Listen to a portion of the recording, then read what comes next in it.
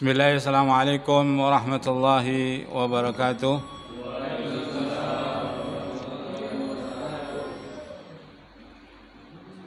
Alhamdulillah nahmaduhu wa nasta'inuhu wa nastaghfiruh wa na'udzu billahi min shururi anfusina wa sayyiati a'malina may yahdihillahu fala mudilla lahu wa may yudlilhu fala hadiya lahu. أشهد أن لا إله إلا الله وحده لا شريك له وأشهد أن محمدا عبده ورسوله لا نبي ولا رسول بعده. اللهم صل وسلم وبارك على نبينا محمد نبي الأمي وعلى آله وأصحابه ومن تبعهم بإحسان إلى يوم الدين.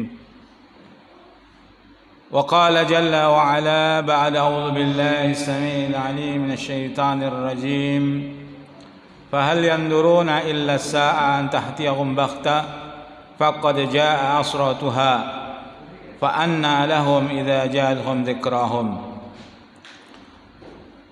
Rahimakumullah, usini wa usikum bittaqwallah. Ya ayyuhalladzina amanu taqullaha haqqa tuqatih wa la tamutunna illa wa antum muslimun. Atau kama qala Rasulullah sallallahu alaihi wasallam, alaikum bittaqwallah fa innahu ra'sul amal. Alhamdulillah, kita kembali dipertemukan Allah untuk mengkaji ayat-ayat Allah Subhanahu wa taala dan beberapa di antara riwayat-riwayat Rasulullah sallallahu alaihi wasallam. Mudah-mudahan pertemuan kita ini akan dinilai Allah Subhanahu wa taala bagian dari mengagungkan Allah Subhanahu wa taala. Dan kita berharap dari Allah Subhanahu wa taala agar Allah Subhanahu wa taala menjadikan kita bagian dari hamba-hamba Allah Subhanahu wa taala yang masuk dalam kriteria hamba yang dicintai Allah Subhanahu wa taala.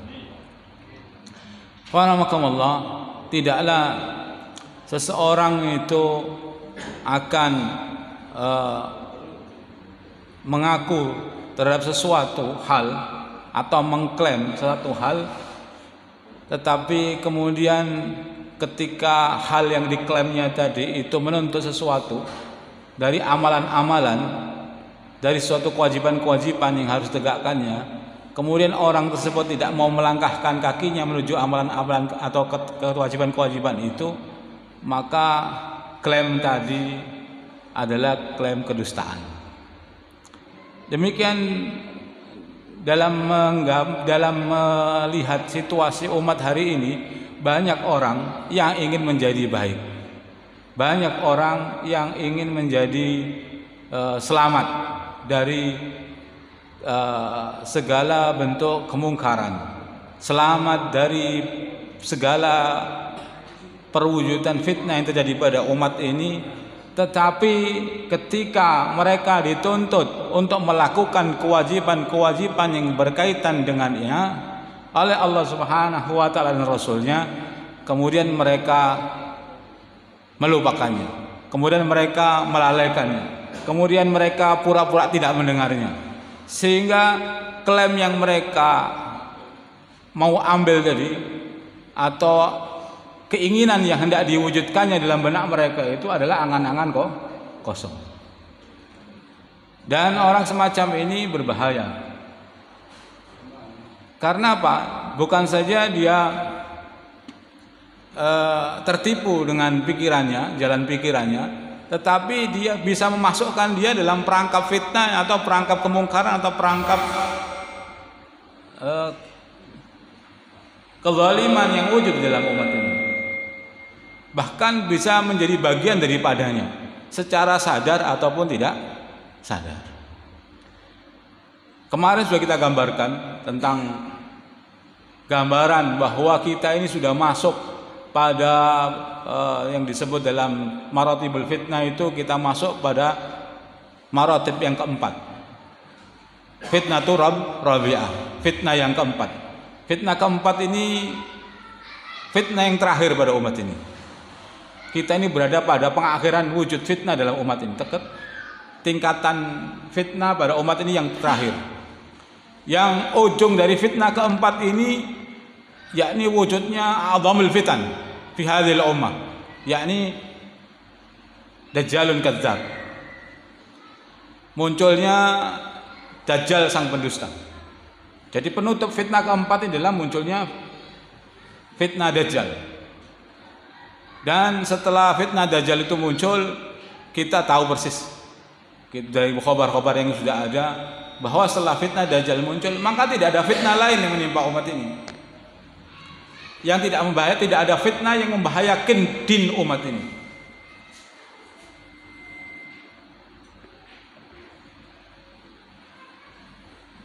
Namun tuntutan ketika kita berada di masa fitnah keempat ini sangat berat. Tuntunannya memang sebagaimana diriwayatkan dalam sebuah hadis itu jelaskan kalqabit alal jamr. Seperti kita sedang memegang bara api. Betul-betul memang akan membakar. Siapa yang akan memegang jalan ini, siapa yang mau istiqomah dalam jalan ini pasti terbakar. Pasti terbakar dengan zaman fitnah ini. Itu tuntutannya begitu. Konsekuensi dari sebuah kewajiban yang harus dilakukannya untuk bisa istiqomah di jalan Allah Subhanahu wa taala pada masa fitnatur Rabi'ah. Karena apa? Kemarin sudah kita gambarkan bahwa Allah Subhanahu wa taala ini punya tali-tali yang menjulur kepada hambanya. Yang paling awal terlepas dari hamba adalah al-hukum, hukum Allah Subhanahu wa taala. Atau dalam bahasa yang lebih jelas lagi, wujudnya adalah sebuah sistem kenegaraan atau sistem khilafah, hilang pada umat ini, diangkat oleh Allah Subhanahu wa taala. Ini hilangnya yang ini pertama, tapi juga utama. Hilangnya hal ini akan menyebabkan pintu fitnah terhadap umat ini terbuka sangat lebar. Karena al-imamul junnah, imam itu adalah perisai bagi umat ini. Sedang hari ini umat tidak punya imam, sehingga wajar saja kita hari ini menjadi umat yang disebutkan Rasulullah SAW dalam sebuah hadis yang disebutkan hadisul ima'ah. Hadis tentang satu umat yang terombang-ambing, ima'ah, tidak punya prinsip. Kesana kemari ikut gelombang wacana, apa yang lagi ngetren kita ikut. Nggak punya pegangan. Bukan hanya dalam pola hidup, pola berpikir pun begitu. Sampai pola beragama pun kita juga ikutan. Nggak punya prinsip. Sehingga orang semacam ini akan dimakan oleh yang bisa memakan. Siapa yang memakannya? Dan ini juga dijelaskan. Dan ini masuk dalam fitnatur Rabi'ah. A'immatun mudillin. Tokoh-tokoh, ulama-ulama atau imam-imam dari umat ini yang menyesatkan umat ini. Karena umat ini nggak punya pegangan, dimakan oleh mereka ini. Sehingga orang-orang tersebut ini lebih ditakutkan Rasulullah SAW daripada a'dhamul fitan, yakni ad-dajjal. Karena kalau dajjal itu zahir, kelihatan. Setiap orang mukmin pasti bisa tahu dia dajjal dan kadzab. Karena di kepalanya ada kafara. Tetapi a'immatun mudillin tidak ada satupun yang bisa tahu kecuali dia punya ilmu. Maka tuntutan berilmu dalam masa ini sangat besar. Tuntutan memahami din Allah Subhanahu wa taala di zaman ini sangat besar. Karena dengannya kita bisa selamat dari fitnah a'immatun mudillin yang akan menyebabkan kita tidak terombang-ambing olehnya. Kalau tidak, kita pasti akan diombang-ambingkan mereka dan kita akan dibawa kepada satu sifat dari fitnah yang Rabi'ah ini, tasiruna ilal kufur, yang akan menggiring kaum muslimin menuju kekafiran. Pasti. Apa saja wujud yang wujud dalam fitnah zaman ini, fitnatur Rabi'ah ini menuju kepada kekafiran. Dari sisi ekonomi kita dipaksa untuk jadi kafir. Menghalalkan satu apa yang diharamkan Allah Subhanahu wa taala bukanlah itu adalah sebuah kekafiran. Enggak perlu 1000 ayat yang kita tolak. Menolak satu ayat Allah Subhanahu wa taala cukup menjadi kafir. Bahkan Ibnu Katsir tidak hanya satu ayat, bahkan menolak satu huruf yang muhkam yang bukan masuk dalam ikhtilaf dalam itu, di dalamnya itu sudah termasuk jatuh dalam kekafir. Apalagi dalam sebuah hukum syariat Allah Subhanahu wa taala. Dalam sisi sistem ekonominya, sistem berpolitiknya, sistem bermasyarakatnya, banyak sistem yang kita hilang dari hari ini, yang itulah awal dan utama yang menjadi pokok tali Allah Subhanahu wa taala ke dalam umat ini. Adapun yang paling akhir yang terlepas dari kaum muslimin adalah as-shalah. Karena shalah itu adalah pembatas antara seorang mukmin dan kufur. Al-farqu bainal mu'min wal kufur as-shalah, kama qala Rasulullah SAW. Secara pribadi itu secara mujtama kaum muslimin hukum. Tetapi secara pribadi adalah as-shalat. Kalau kita sudah tidak menegakkan salat, maka kita tidak punya hubungan lagi dengan Allah Subhanahu wa taala. Waalaikumsalam. Saya malam ini ingin melanjutkan kondisi tadi. Kemarin kita gambarkan ketika imam itu tidak ada, maka terjadilah fitnah yang disebut Rasulullah SAW fitnatur Rabi'ah. Fitnah Rabi'ah ini membentuk sedemikian hingga kondisi pada umat ini khususnya dan pada manusia pada umumnya itu yang dikuasai oleh orang-orang yang berkuasa, orang-orang zalim. Maka kezaliman mereka meliputi seluruh kehidupan masyarakat, baik orang muslim maupun non muslim, secara manusia pada umumnya. Hari ini tidak ada yang tidak mengeluh tentang kezaliman yang terjadi pada umat manusia hari ini di mana-mana. Jangankan di Indonesia yang kita lazim tiap hari mengeluh, ya. Di Mesir itu saya punya teman Mesir itu juga begitu. Anak keluarga saya di Mesir sekolah itu begitu, kok tiap hari ceritanya begitu sama. Di Mesir pun tiap hari mengeluh tentang kezaliman terjadi di sana. Di mana-mana. Kalau antum ikuti dunia internet, kita melihat khabar yang terjadi di Uighur, di mana-mana, dimulai di Eropa sama. Ya, orang Yunani juga susah hari ini. Kehidupan ekonominya luar biasa. Siapa yang mengakibatkan itu? Orang-orang zalim. Bukan ada kekayaan alam negaranya, tetapi karena dikuasai orang-orang zalim maka hilanglah keberkahan dari kekuasaan alamnya. Kalau mau hitung-hitungan sederhana, Indonesia ini berapa kekayaannya? Tetapi apa yang terjadi pada masyarakat Indonesia? Bahkan ada satu jurnal itu ditulis oleh Merhati gitu, pengamat ya, pengamat pertambangan. Dia nuliskan Freeport Undercover. Di situ dijelaskan itu kalau mau dibagi total pemasukan sehari PT Freeport itu dari mulai emas dan tembaganya, itu belum uraniumnya ya. Itu kalau mau dibagikan seluruh rakyat Indonesia yang jumlahnya waktu itu diperkirakan 250 juta, itu per kepala 12 juta. Nah kalau dari PT Freeport saja 12 juta, kalau kita satu anggota keluarga ada 4, ya ikut KB kan begitu kan. Bapak, anak, istri, kemudian anak 2, berarti berapa sudah? 48 juta. Kalau kita mau gotong royong suruh bangun negara, lazim ya. Kan gitu. Dari PT Freeport saja belum lainnya, belum ikan, belum perkebunan, belum tambang tembaga, bauksit dan lain-lainnya, minyak belum. Lalu kemana semua itu? Mana keberkahannya untuk rakyat Indonesia? Nggak ada. Siapa yang menguasai? Orang asing. Kan aneh kan? Iya kan? Jadi ternyata hal ini bukan hanya terjadi di sini, sama di mana-mana terjadi juga. Kondisi semacam ini terjadi di mana-mana. Rakyat yang mestinya bisa mendapatkan kemakmuran dari negaranya, mereka hari ini betul-betul terhimpit. Itu dalam satu sisi ekonomi saja, belum lagi politik, kesehatan, semuanya kezaliman. Alhamdulillah.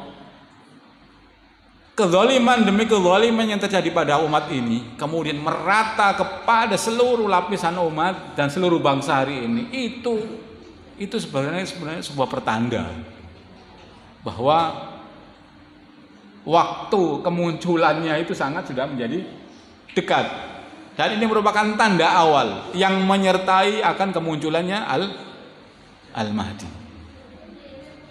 Sebagaimana hadis Rasulullah SAW, ya, saya bacakan saja. An Abi Sa'id Al-Khudri radhiyallahu anhu qala dzakara Rasulullah sallallahu alaihi wasallam bala'un yusibu hadhil ummah.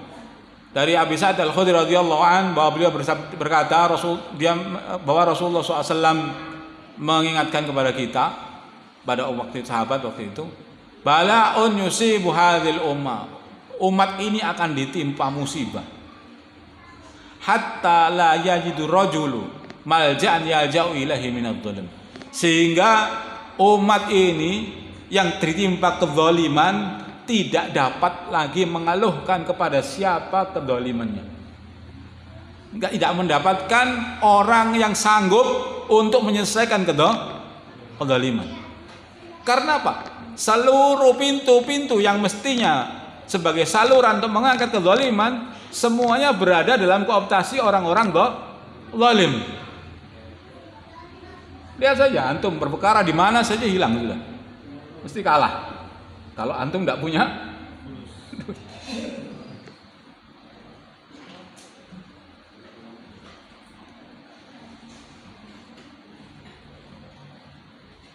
urusan apa saja sekarang masuk. Orang mengeluh karena tindakan malpraktek di rumah sakit, kemudian karena dia keluhannya tidak bisa ditanggapi oleh rumah sakit, ya namanya memang birokrasi. Memang dipersulit birokrasinya supaya kita ini malas untuk komplain, kan gitu. Akhirnya kita mentok buat status di Facebook dengan harapan banyak orang yang akan membaca, akan menolong kita. Harapannya begitu. Tapi kemudian besok keluar pasal baru. Antum diambil, ditangkap karena melakukan pencemaran nama baik. Terjadi kan? Ya. Jadi kita dalam masa ini itu sedikit yang saya bisa ungkap ya. Maksudnya untuk menggambarkan secuil dari kezaliman yang merata pada umat ini dalam semua sektornya. Tidak bisa seorang umat manusia saat itu untuk mengadukan kezalimannya. Jadi mentok, sudah pasrah bahasanya begitu.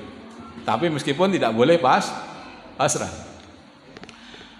Hatta la yajidu rajulun malja'an yalja'u ilaihi minadh-dhulm.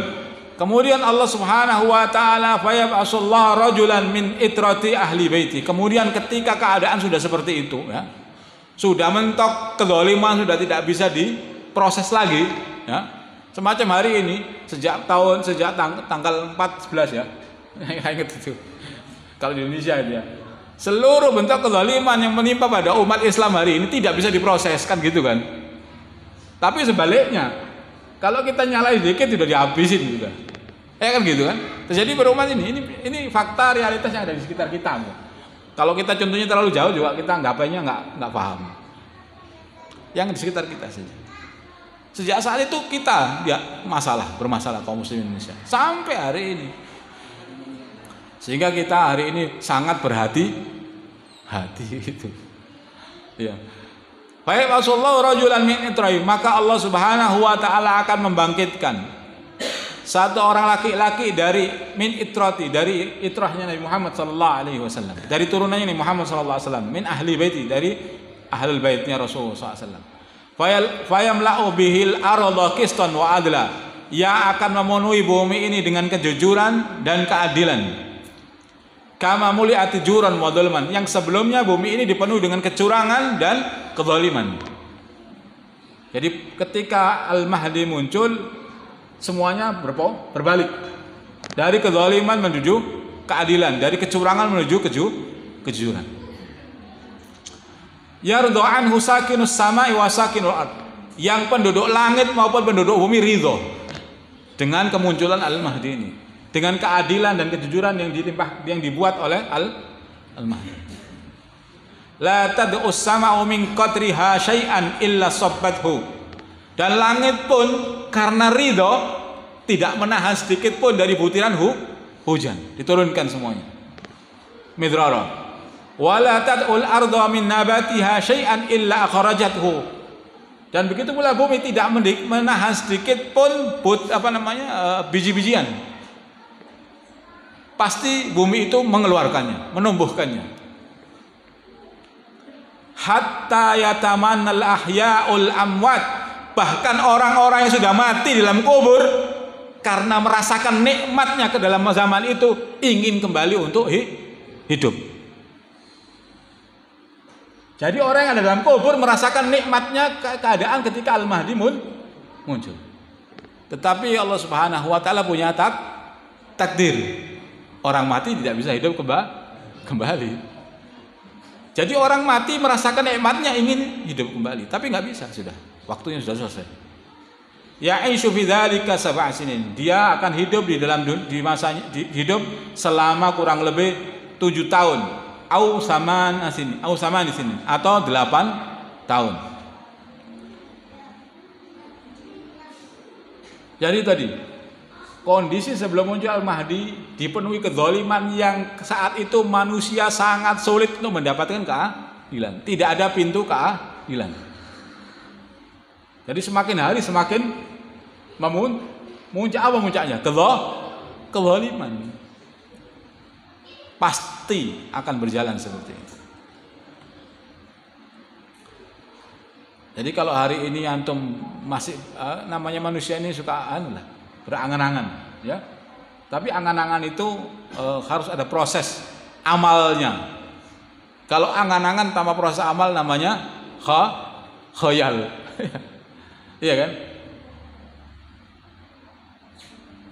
Tetapi harus dirubah dari bentuk amal atamanna atau al-khatra, dirubah harus menjadi fikrah.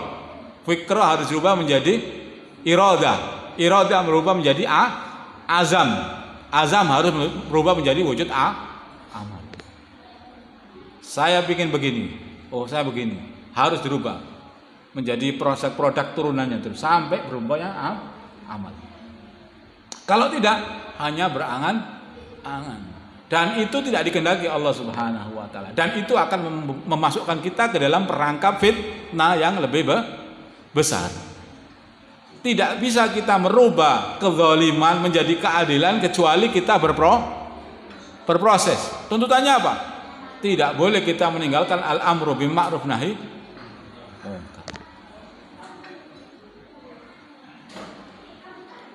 Dari Abi Sa'id Al-Khudri juga riwayat yang lain, ubasyirukum bil mahdi yab'asu fi ummati ala ikhtilafi minan nas. Aku berikan kabar gembira kepada kalian dengan kemunculan Al-Mahdi yang akan muncul dalam umat ini di tengah-tengah perselisihan kaum muslimin.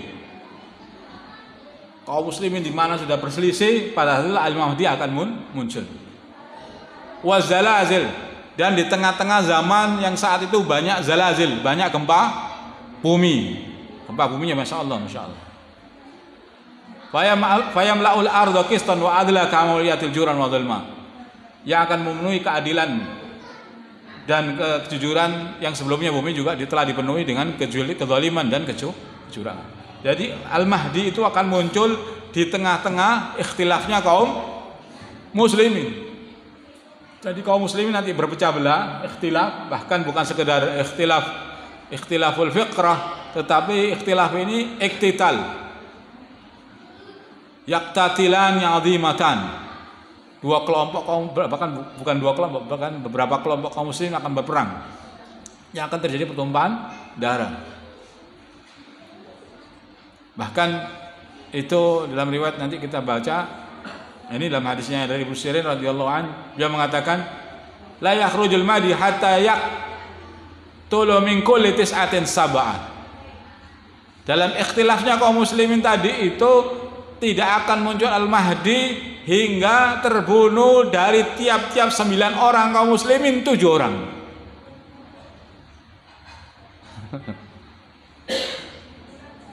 Jadi kaum muslimin sudah tukaran di kaum muslimin sudah berebut sesuatu. Sehingga dari 9 orang terbunuh 7 orang. Subhanallah.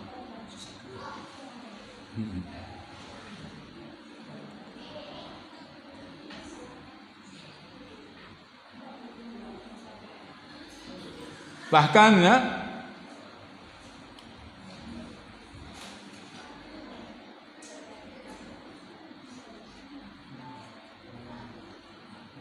riwayat Ibnu Mas'ud radhiyallahu an, beliau meriwayatkan satu riwayat ya,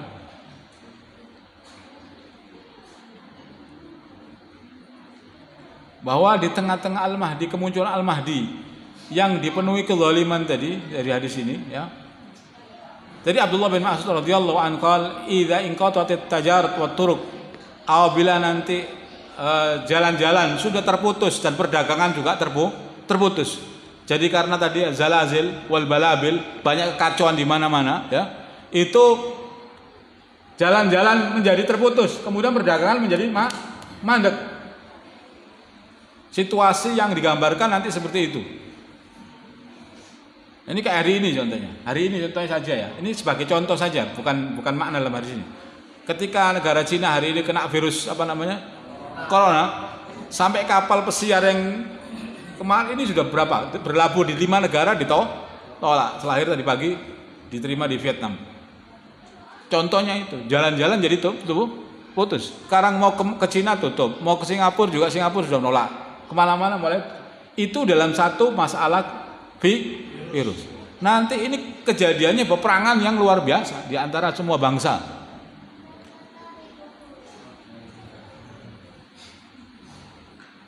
Maka terjadi kerusakan, putus jalan di mana-mana. Untuk ke Eropa sekarang saja perdagangan menuju Timur Tengah, ya kan, kalau daerah saya yang di Sasak itu kan kebanyakan dia kan ekspornya kan ekspor sarung, alat-alat busana muslim, ya kan, kopiah, sarung ke Timur Tengah kan gitu.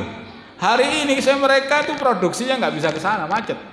Mau kirim ke Yaman putus, Yaman perang. Mau kirim ke daerah Afrika juga perang. Biasanya masuknya ke Somalia. Hari ini Somalia perang. Mau ke daerah Afrika Utara juga sama, semuanya berproses perang dari mulai Maroko sampai Mesir ya. Semuanya serba ruwet.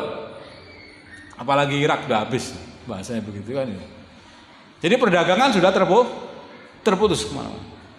Nanti bentar lagi terjadi peperangan di daerah Khurasan, kemudian India, Pakistan, Irak sudah, Persia ini kan belum Persia ya, meskipun sudah berperang tapi belum sampai ke jantung Persianya. Persia masih ekspor pasukan kan ke Syria.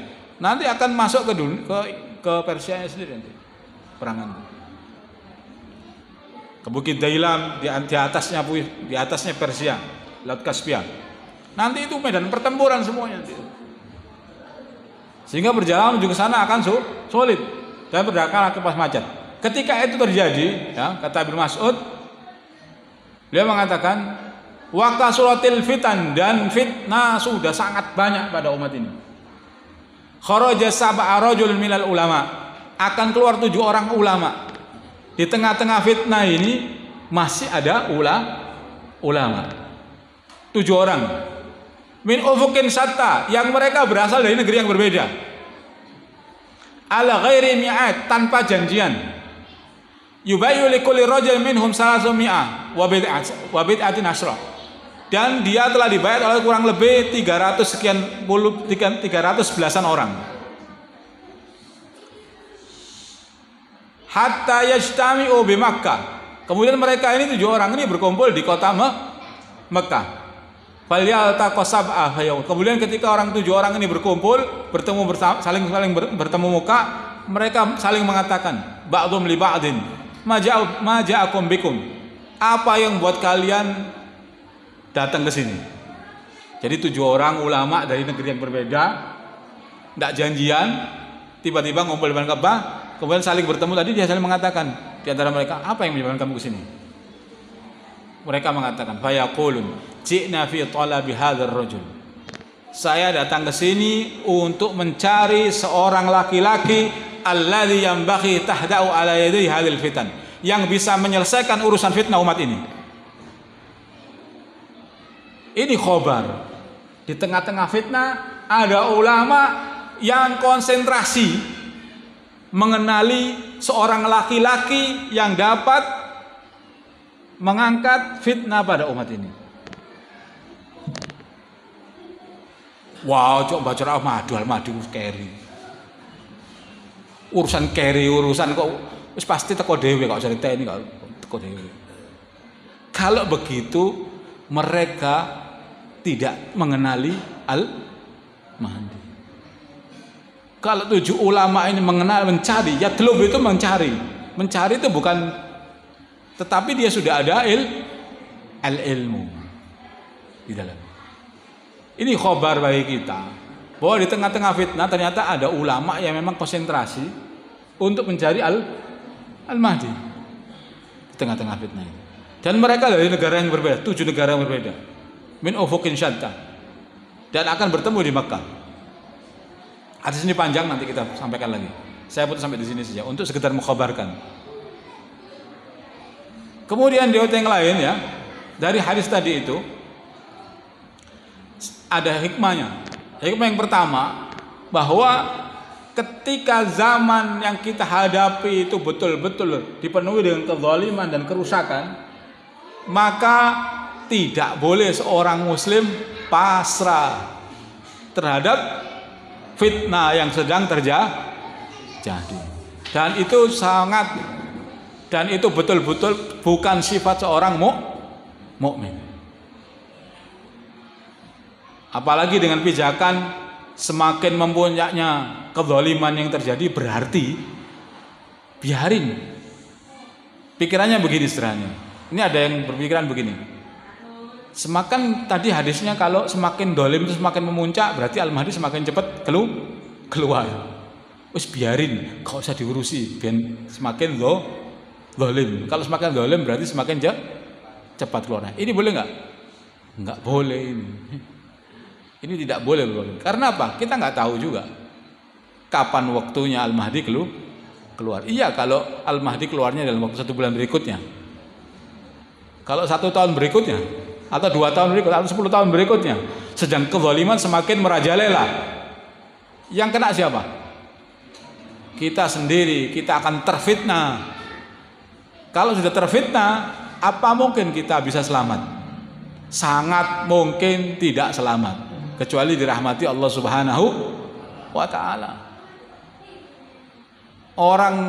Ada seorang alim, seorang yang mengaku imannya kuat, kemudian dia mendatangi Dajjal. Ini adalah orang mukmin, saya akan datangi Dajjal. Begitu ketemu Dajjal, belum mendebat Dajjal, dia sudah terfitnah dengan Dajjal. Karena apa? Karena dia mendatangi fitnah.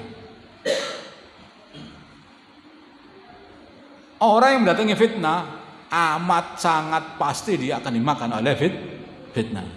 Makanya ketika fitnah Dajjal kita lari. Jangan mendekat kepada fitnah. Caranya ada 2, lari atau melawan fitnah. Kalau itu kan prosesnya kan begitu Islam itu. Awalnya kita ini Rasulullah SAW ketika terfitnah hidupnya di Mekah, dia sabar, iya kan? Tidak bisa kemana-mana, sabar.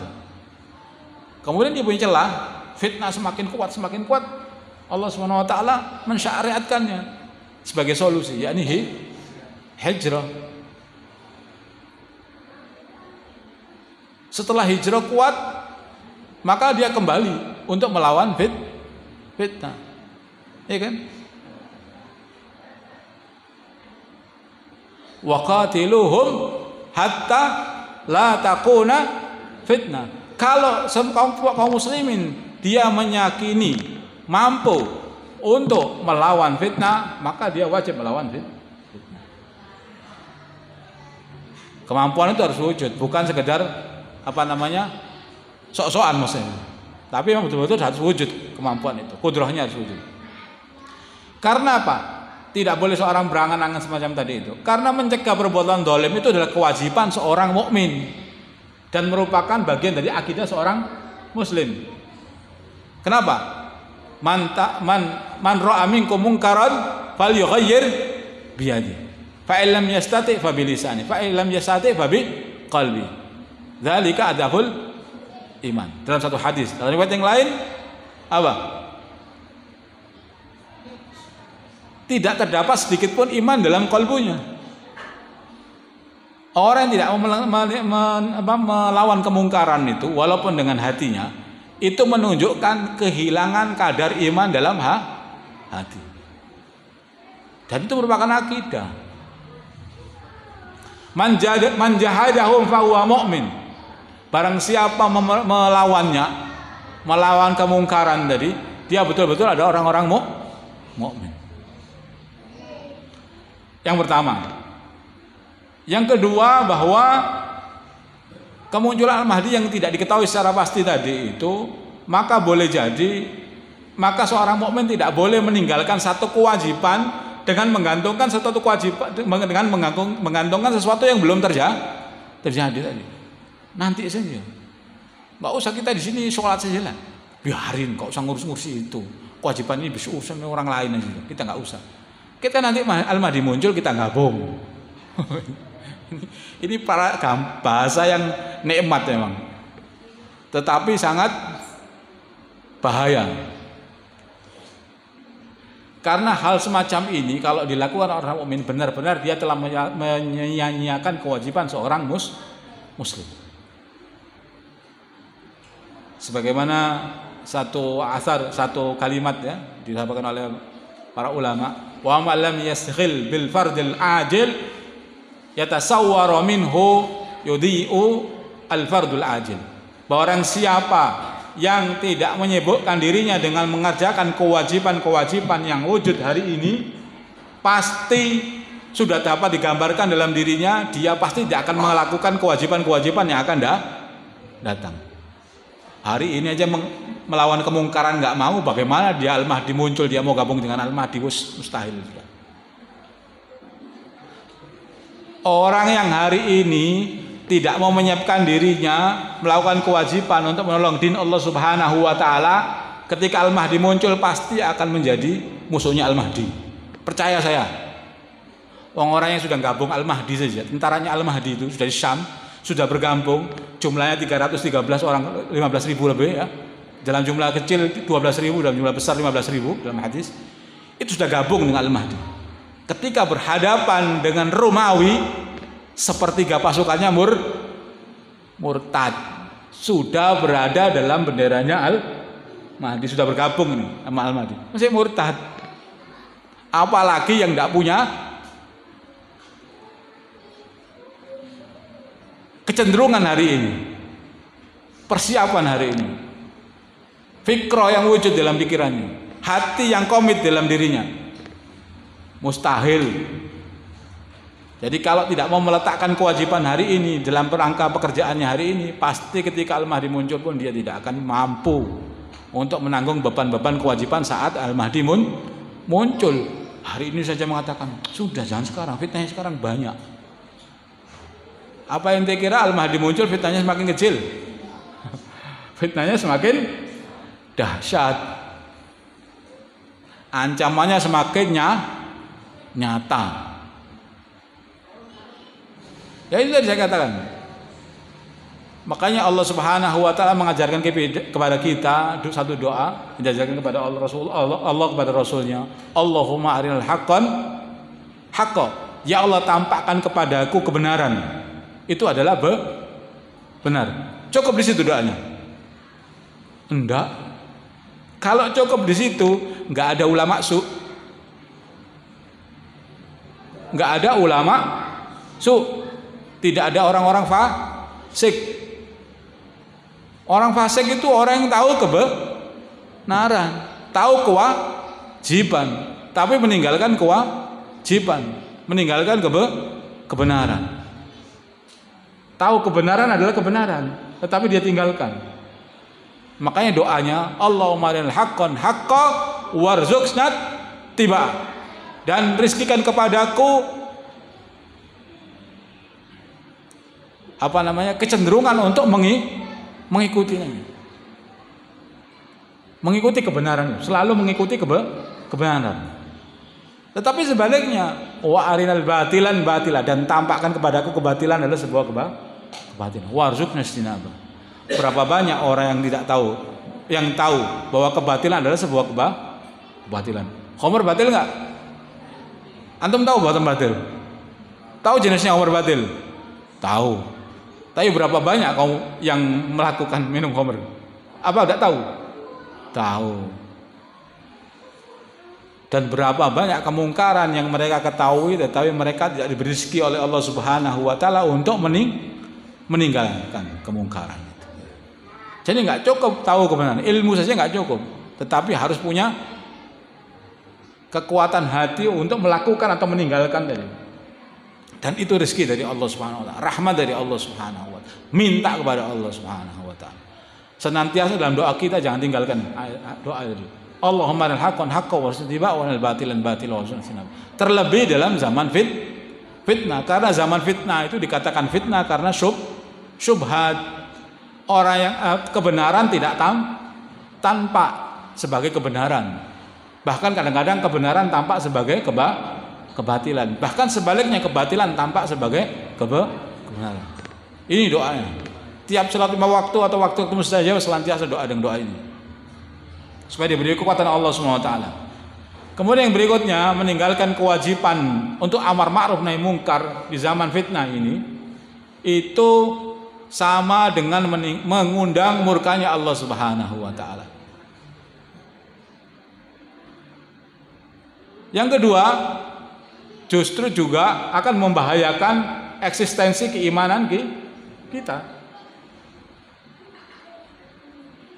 Satu hadis sahih dikatakan bahwa suatu ketika malaikat Allah Subhanahu wa taala malaikat Jibril oleh Allah Subhanahu wa taala diperintahkan untuk mengadab satu kaum karena mereka melakukan kemungkaran.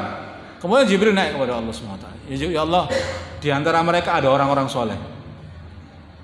Kata Allah apa? Mulai dari dia. Kenapa? Karena telah meninggalkan kewajiban untuk melakukan nahi mungkar.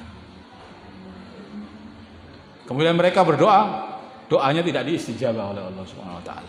Ada abid, doanya mustajabah di waktu-waktu sebelumnya. Tapi ketika dia meninggalkan nahi mungkar, maka oleh Allah Subhanahu wa taala doanya orang mustajabah di waktu mustajabah ditolak oleh Allah Subhanahu karena meninggalkan nahi mungkar. Tidak melakukan amar ma'ruf nahi mungkar. Dan kalau sudah seperti itu, pasti kita akan binasa. Illa taf'aluhu takun fitnatun fil ardi wa fasadun kabir. Kalau kalian tidak melakukannya, ba'dhum min ba'd, sama mukmin dengan orang mukmin yang lain saling bahu membahu untuk apa? Ya'muruna bil ma'ruf wa yanhauna 'anil munkar. Tidak melakukan itu, illa taf'aluhu, kalau kalian tidak melakukannya, takun fitnatun fil ardi, pasti akan terjadi kerusakan di muka bumi ini dan fitnah yang besar. Fitnah yang besar itu apa? Kekufuran.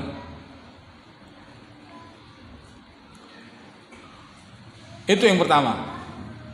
Merajalelanya kezaliman di saat awal-awal munculnya Al-Mahdi. Kemudian yang kedua, bagian dari penjelasan tentang fitnatul Rabi'ah itu adalah dari fitnah Rabi'ah itu puncaknya adalah fitnatul Duhaimah. Dan di zaman fitnatul Duhaimah ini, fa idza kana dzakum fantadhiru dajjal. Apabila fitnah Duhaimah ini sudah muncul, maka tunggulah esoknya atau hari itu atau esoknya pasti akan muncul dajjal. Jadi fitnah Duhaimah menjelaskan kepada kita bahwa sangat dekat masanya dengan munculnya Dajjal. Dan tanda fitnah Duhaimah ini merupakan tanda juga tentang kemunculan Al-Mahdi. Kalau sudah terjadi fitnah Duhaimah, pasti akan muncul Al-Mahdi. Dan tergolong dari fitnah Rabi'ah, fitnah yang keempat, puncaknya. Dan munculnya fitnah Duhaimah berdasarkan hadis Hurairah kemarin sudah kita bahas, itu di negeri Syam. Dan semua sepakat hari ini sudah muncul hampir. fitnah Duhaimah ini. Meskipun banyak yang ada beberapa mentakwil dengan fitnah Duhaimah dengan berbagai macam takwilan, tetapi secara umum bahwa fitnah Duhaimah itu ya fitnah yang terjadi pada kisah hari ini.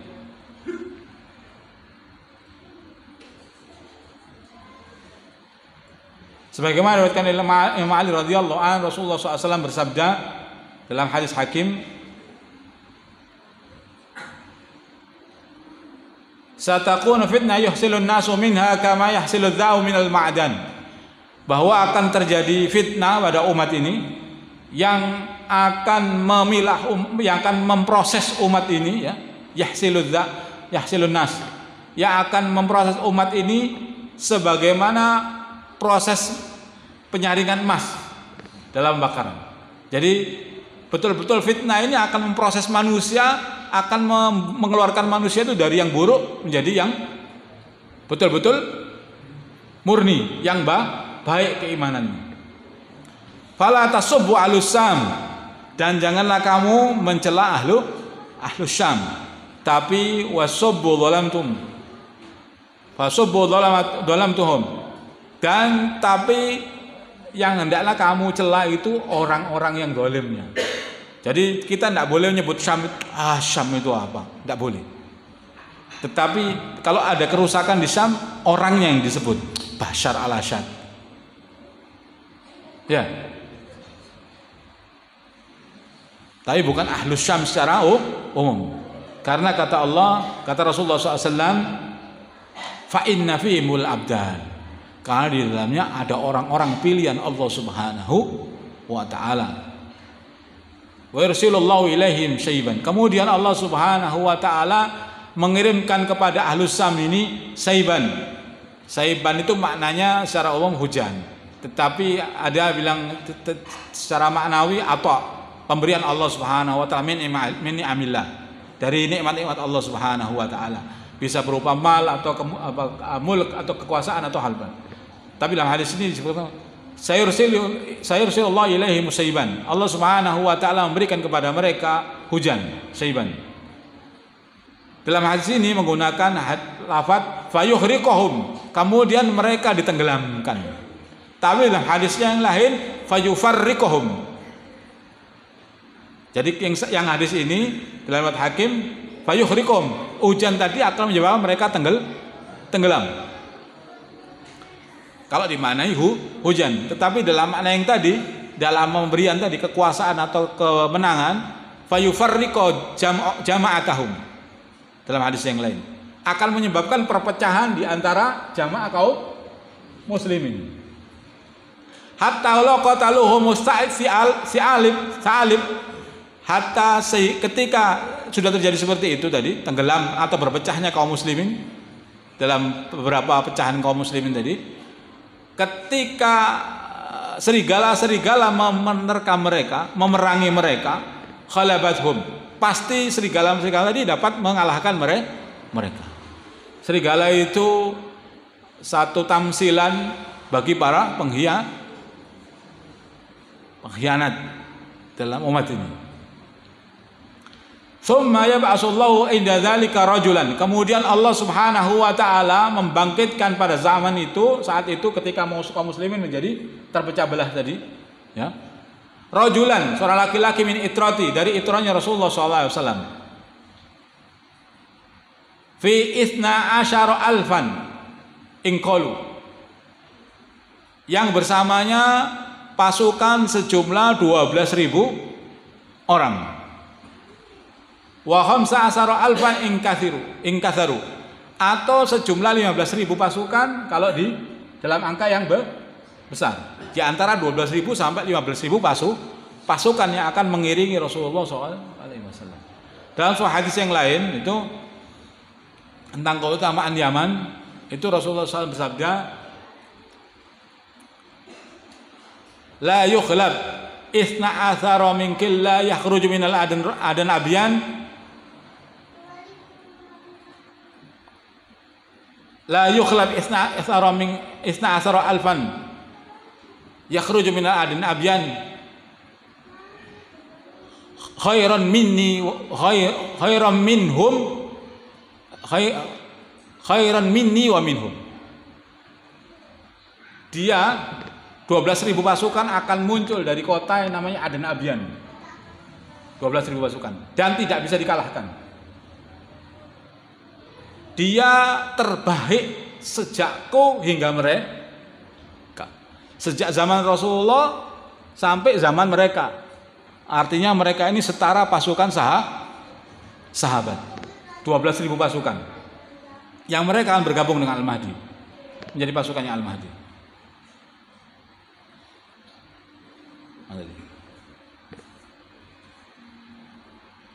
Imaratuhum alamatuhum amit. Tanda mereka atau tanda mereka itu, syiar mereka itu adalah amit atau dalam bahasa lain amut hadisnya. Bunuh. Ini kok kejem model. Ya memang pasukan. Karena dihadapi waktu itu, ya, antum bisa bayangkan begini. Yang dihadapi oleh Al-Mahdi dan pasukannya itu koalisi seluruh dunia.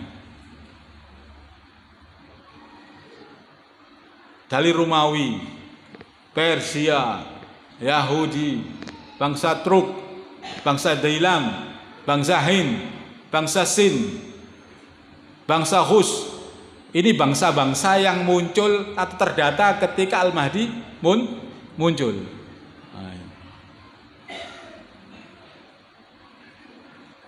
Nah ini pertanyaannya, bangsa Indonesia di mana gitu?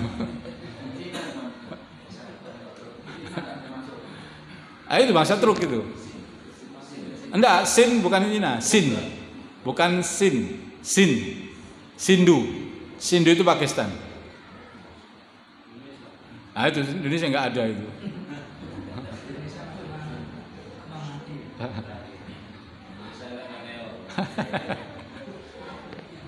Ala salah satu royat, mereka berada dari pasukan tadi itu di 3 bendera.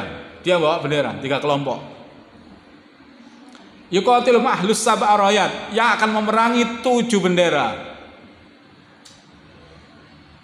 Laisa min sahibir royah illa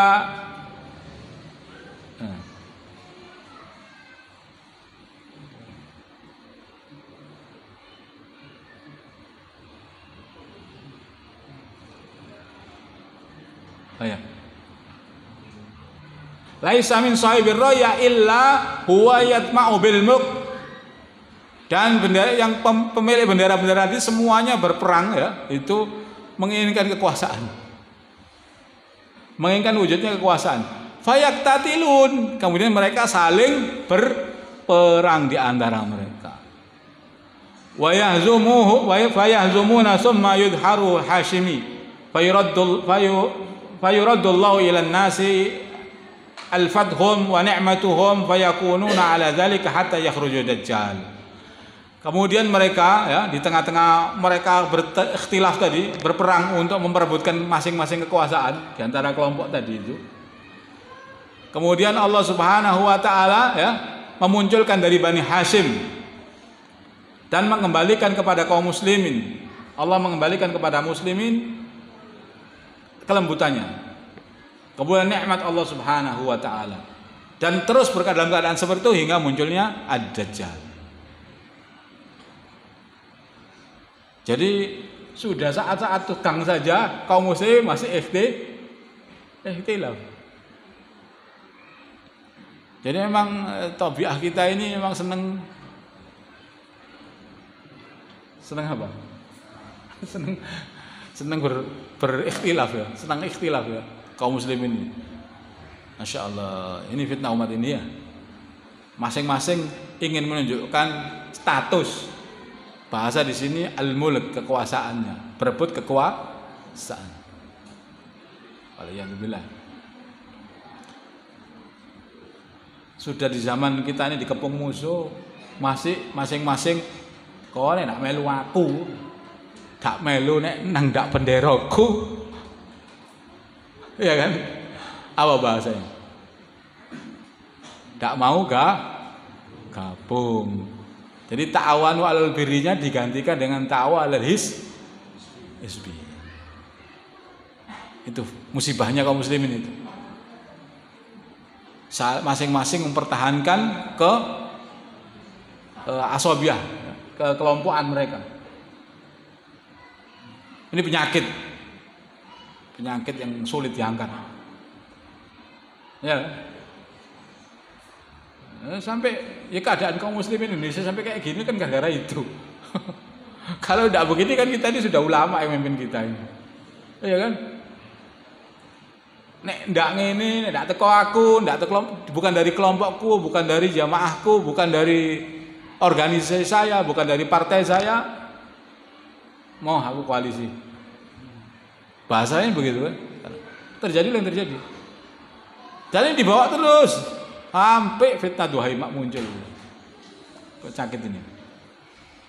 Waliyadzubillah. Ya.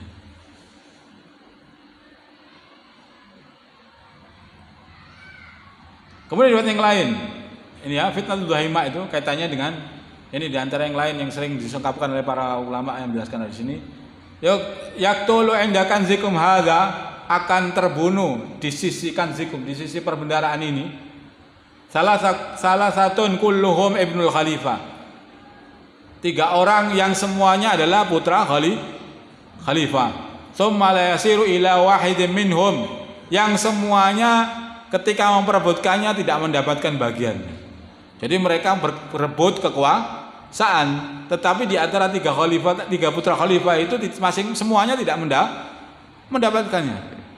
Tsumma tatlu rayatus sud, kemudian muncul bendera hitam mingki balil masrik, dari arah timur. Fayaktulunakum, yang akan memerangi kalian.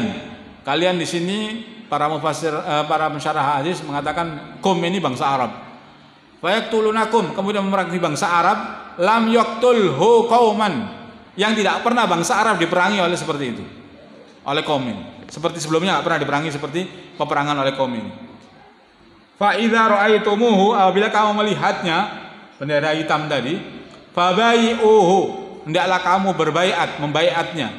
Walau habwan ala salji, walaupun kalian harus merangkak di atas salju. Artinya dalam kesulitan apapun kamu tetap harus melakukan baiat kepada kelompok ini, Rayatus Sud ini kalau sudah muncul.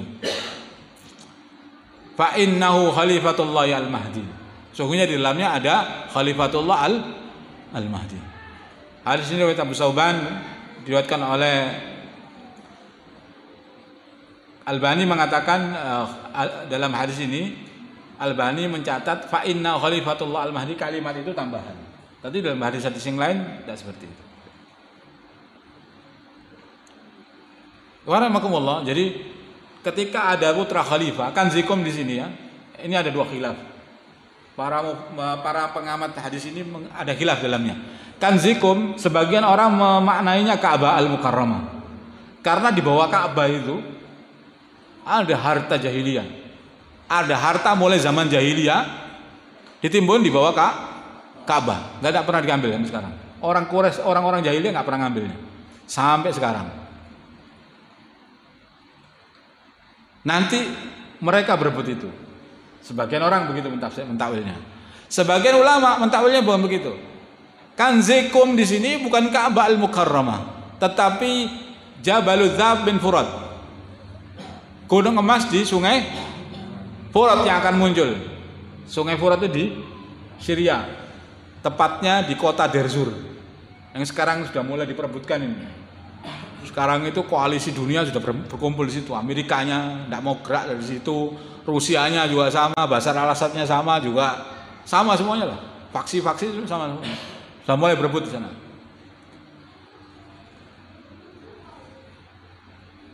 Mempersiapkan diri untuk berebut masalah emas di Sungai Furat. Nah, tinggal tunggu asilku. Putusnya asilku, putusnya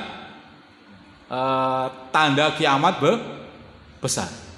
Kalau itu muncul, maka nanti akan kita jelaskan. Akan memunculkan Jabalul Zahab min Furat, gunung emas di Sungai Furat. Rahimahumullah. Dan Abu Hurairah yang lain menjelaskan bahwa kaitan fitnah Rabi'ah dengan fitnah Duhaima dan Sungai Furat itu sangat erat. Diriwayatkan salah satu hadis oleh Abu Hurairah, al fitnatur rabi'ah umya mudlima. Fitnah yang keempat itu membutakan, mudlima gelap, tamuru maral bar, bergelombang seperti gelombangnya lautan. La yabqa baitun minal arbi wal ajami illa mala'athu.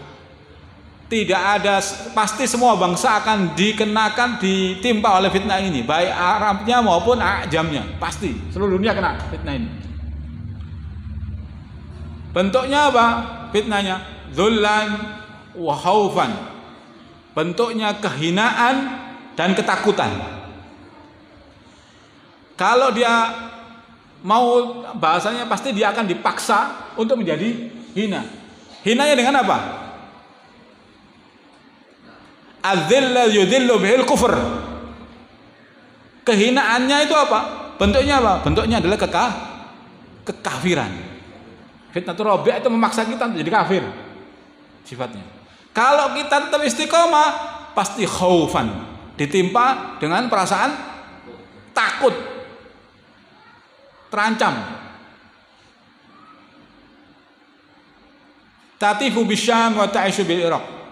Yang mereka itu terjadinya di sekitaran Syam, ya. Wa ta'ishu bil Iraq, dan intinya ada di kota di negeri Irak. Wa takhbutu bil jazirah, dan akan menghantam negeri Jaziratul Arab. Biyadiha wa rijliha, dengan tangannya dan kakinya. Ta'arakal umma fi arakal adim, yang akan menggaruk umat ini dengan garukan yang sangat dahsyat. Wa yastadda fihal bala, yang akan mengeraskan musibah pada umat ini, yang justru musibah semakin bertubi-tubi terhadap umat ini.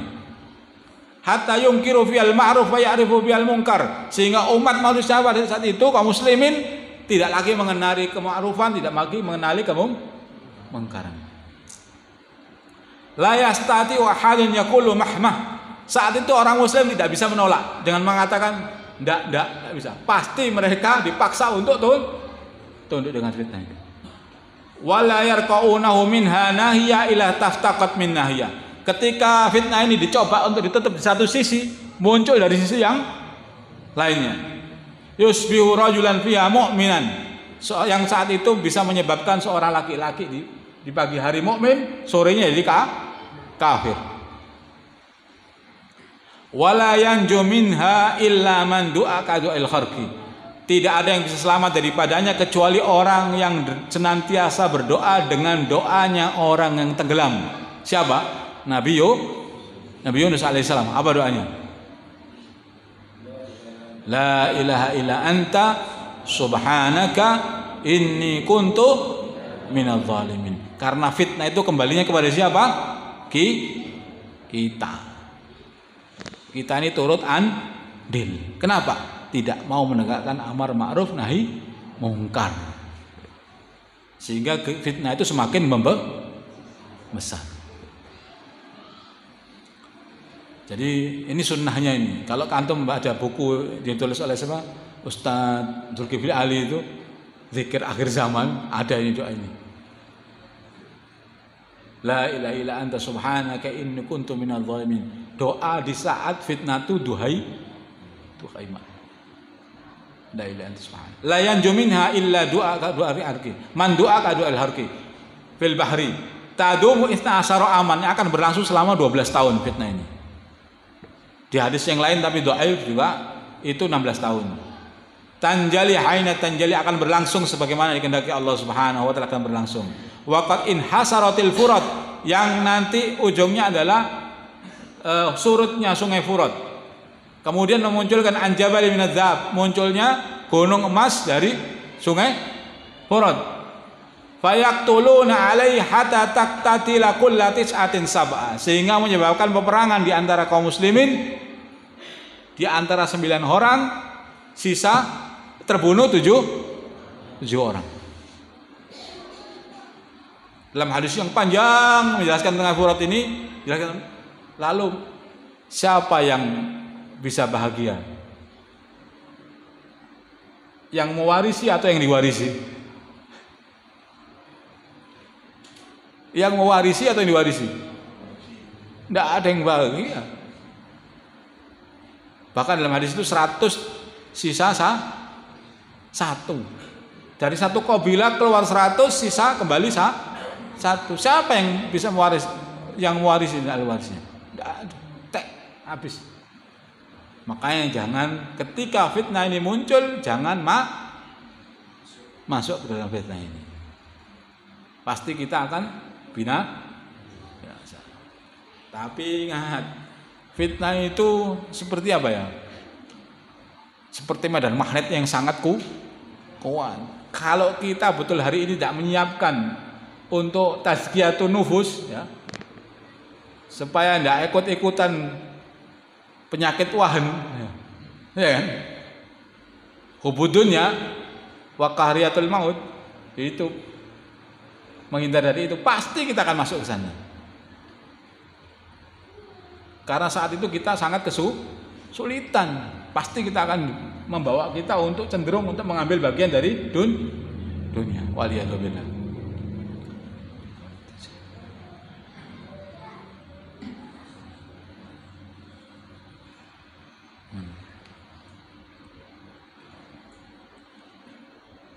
Saya coba dengan satu hadis lagi, ya.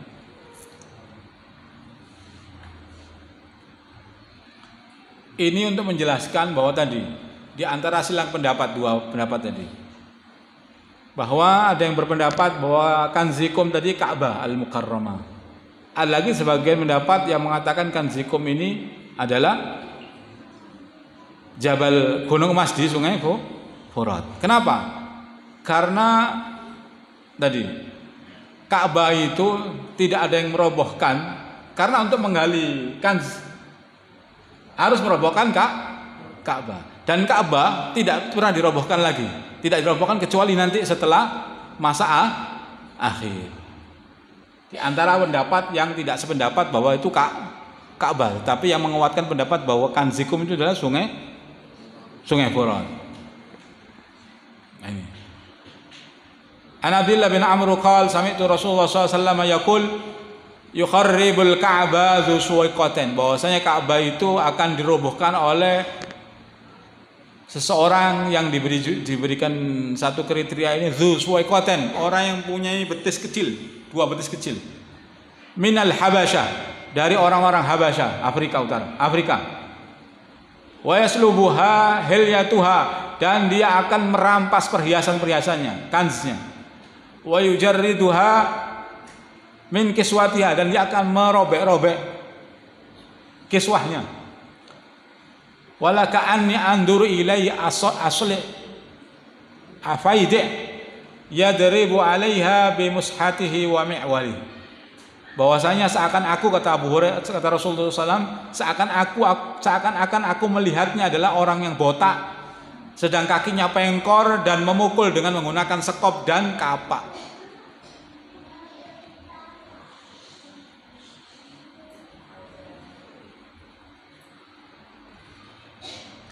Kemudian di yang lain, ya, Tsumma ta'til Habasya fayukharribunahu kharaban. Kemudian akan datang kepada Ka'bah tadi Al-Habasyah. Mereka akan merobohkannya dengan seroboh-robohnya. La ya'muruhu ba'dahu abadan. La ya'muru ba'dahu abadan. Yang dengan robohnya Ka'bah tadi tidak pernah lagi dimakmurkan selamanya. Wahum alladzina yastakhrijuna kanzahu. Sedangkan orang-orang Habasyah lah yang akan mengeluarkan harta yang tersimpan di dalamnya. Hadis ini riwayat Imam Ahmad, hadisnya sahih. Jadi yang mengambil kanza Ka'bah itu adalah orang-orang Afrika tadi, orang Habasyah, Dzu Suwaiqatin. Itu, tapi kalau sudah diambil, la ya'muru ba'dahu abadan, tidak pernah lagi Ka'bah itu dimakmurkan. Sedangkan kalau Al-Mahdi setelah itu masih ada, Ka'bah masih dimakmurkan. Bahkan ada hadis Nabi Isa alaihissalam ketika sudah turun, dia haji bersama Al-Mahdi di Ka'bah, masih dimakmurkan terus. Tetapi kalau kalau kanznya Ka'bah itu diambil, pasti roboh, dan yang menghancurkannya adalah orang-orang Habasyah. Ini satu hadis yang menguatkan pendapat yang kedua. Ini saya ingin mengungkapkan saja supaya kita tahu nanti, paham ya? Kan sekarang ini ada narasi kan, ya narasinya kan ke Saudi nih tentang iktitalnya menunggu kematiannya Raja Salman. Nah, itu. Ini sebenarnya kaitannya dengan bulan depan berarti. Siapa yang harus mati itu siapa? Apakah Salman? Lalu apa sebabnya pendapat yang menarasikan Salman sebagai orang yang akan ditunggu kematiannya? Sebabnya apa? Nah, itu nanti episode selanjutnya. Dan kita akan jelaskan kenapa narasi semacam itu lemah. Nanti kita akan jelaskan dalam episode nanti bulan depan insyaallah. Warahmatullahi, ini sebagai pembuka bahwa di dalam hal pembahasan hadis memang ada dua jalur narasi. Yang satu Ka'bah, yang satu bukan Ka'bah tapi di negeri Syam. Khalifah di negeri Syam, bukan khalifah di negeri Saudi. Nah, itu nanti. Ini untuk membuka cakrawala berpikir dulu. Nanti kita jelaskan di bulan depan insyaallah. Karena waktu ya. Kalau daurah sehari mungkin bisa selesai. Insyaallah itu saja. Mudah-mudahan dari saya bermanfaat bagi anda dan antum semua. Billahi taufiq wal hidayah. Wassalamualaikum warahmatullahi wabarakatuh.